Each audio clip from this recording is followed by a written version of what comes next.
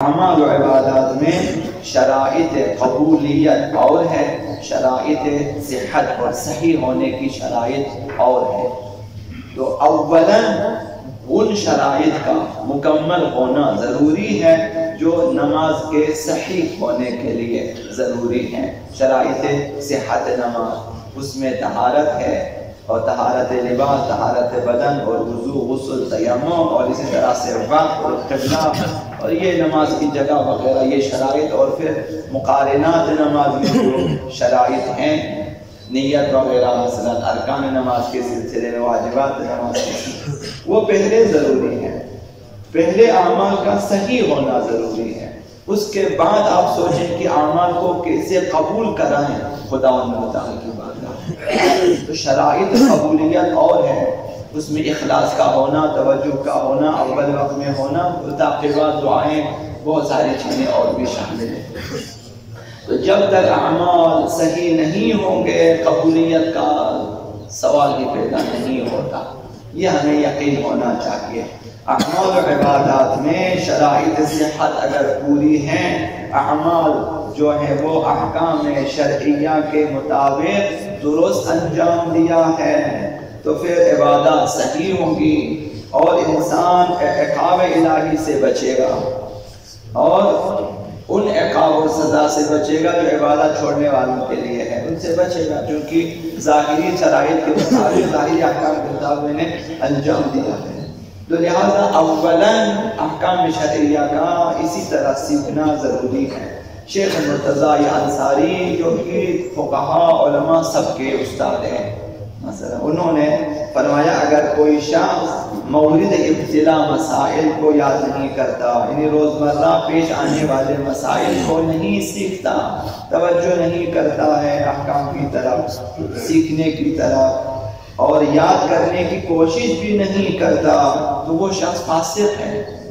انسان کو ایک لقب مل جاتا ہے احکام نہ سیکھنے کی وجہ سے، سستی کرنے کی وجہ سے، اور وہ لقب فاسق ہے کہ انسان فاسق ہے، غیر عادل ہے، یہ شخص گناہ گار ہے، یہ شخص بعنوان گناہ گار۔ اگر ایک پیش نماز مثلا احکام شرعیہ نہیں سیکھتا، بہت سارے پیش نماز ایسے ہیں مثلا کہ مورد ابتلا مسائل جماعت وغیرہ نماز پیش آنے والوں کی انہیں یاد ہونا چاہیے، کم و بیش یاد ہونا چاہیے۔ اگر دقیقاً سب کے سب یاد نہ ہو، کم از کم اکثر مسائل جو پیش آتے ہیں پیش نماز کو یاد ہونا چاہیے۔ اگر پیش نماز کو یاد نہ ہو تو وہ فاسق ہیں اور اس کے پیچھے نماز پڑھنے کی اجازت نہیں ہے۔ تو ہر پیش نماز کے پیچھے مثلا ہم لوگ نماز پڑھتے ہیں تو یہ ہماری کوتاہی ہے، ہمیں سوچ سمجھ کر پڑھنا چاہیے۔ تو اب پیش نماز کی یہ حالت ہے، تو باقی جو ہم لوگ عوام ہیں، جو ہم لوگ معمومین ہیں، تو ہماری کیا حالت؟ ہمیں بھی سیکھنا چاہیے، جس طرح پیش نماز کو علماء کو سیکھنے کی ذمہ داری ہے ہماری۔ تو فقہا نے فرمایا کہ ہر وہ کام جو مکلف سے صادر ہوتے، کوئی بھی کام روزمرہ جو ہم انجام دے دیتے ہیں صبح سے شام تک، جو ہے وہ یا واجب ہے یا حرام ہے یا مستحب یا مکروہ یا مباح ہے، ان کے احکام معلوم ہونا چاہیے کہ میرا کام واجب ہے ضرور انجام، میرا کام حرام ہے ضرور ترک کریں، میرا کام مستحب ہے تو اپنی مرضی سے انجام دیں، ثواب ہے، اگر نہ دیں گناہ نہیں ہے، اگر میرا کام مکروہ ہے تو انجام نہ دیں، ثواب ہے، انجام دیں کوئی گناہ نہیں ہے، اگر مباح ہے تو انسان کی مرضی، یہ مشخص ہونا چاہیے۔ تو چاہے عبادات کے سلسلے میں یا معاملات کے سلسلے میں خود عمل کے حکم کا جاننا ضروری ہے کہ یہ عمل جو میں انجام دے رہا ہوں یہ واجب ہے یا مستحب ہے یا حرام ہے، مکروہ معلوم ہونا چاہیے ان انسان کو۔ انسان مکلف کے لیے ان مسائل کا جاننا سیکھنا واجب ہے جن کی اغلب اوقات اسے ضرورت پڑتی ہے۔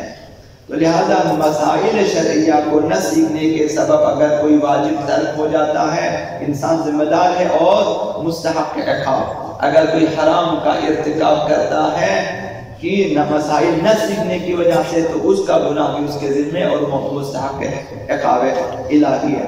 اس دور میں کہ دور زمانہ غیبت امام زمان علیہ السلام، اس دور میں ایسا نہیں ہے کہ ہم لوگ بلا تکلیف ہیں، بلا تکلیف ہمارا کوئی وظیفہ نہ ہو، ایسا نہیں ہے۔ ہمارے لیے حکم شرعی، حکم عقلی یہی ہے کہ ہم فقہائے عادل، فقہائے جامع شرائط کی جو ہے اقتداء کریں، جو کہ نائبین امام زمان علیہ السلام ہیں اس دور میں. خود امام نے، خاقہ صادق نے، امام عسکری علیہ السلام نے ہمیں حکم دیا ہے کہ ان کی پیروی کریں اور ان کی اطاعت کریں. تو لہذا اپنے لیے ایک فقیہ عادل کا انتخاب کرنا واجب ہے، عوام کے لیے ضروری ہے، اور پھر اس سے احکام لینا واجب ہے، سیکھنا واجب ہے، دیکھنا چاہیے کہ اس نے کیا حکم دیا ہے مجھے طہارت و نماز و وضو و غسل و تجارت وغیرہ وغیرہ کے سلسلے میں، اور جان کر عمل کرنا چاہیے. بنابراین لازم ہے کہ فقہاء جامع شرائط سے دین کے احکام کو حاصل کریں، اور جو اللہ نے جو ہے بیان کیے ہیں، خدا و تعالی کے احکامات فقہاء نے حاصل کیے ہیں. تو آقا امام علیہ السلام نے زمانے غیبت میں فقہاء جامع شرائط کی تقلید کا حکم دیا ہے. فَلِلْعَوَامِ أَن يُقَلِّدُوهُ، یہ معصوم کی طرف سے عوام کو ان کی تقلید کرنا ضروری ہے. تو لہذا اور انہیں حجت قرار دیا ہے آقا امام علیہ السلام، فَإِنَّهُمْ حُجَّتِي عَلَيْكُمْ. یہ کہ اگر فرمایا کہ یہ فقہاء اعظام جو کہ دین شناس اور عادل و میری طرف سے تمہارے اوپر حجت ہے.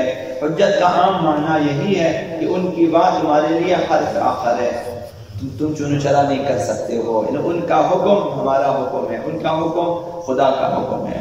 اب جب آپ تفصیلی کتابیں پڑھیں گے آپ کو یہ بھی معلوم ہو جائے گا کہ ائمہ معصومین نے فرمایا کہ اگر کسی نے فقیہ کے حکم کو رد کیا، اس نے ہم ائمہ کے حکم کو رد کیا، اس نے ائمہ کے حکم کو رد کیا، اس نے خدا کے حکم کو رد کر دیا ہے.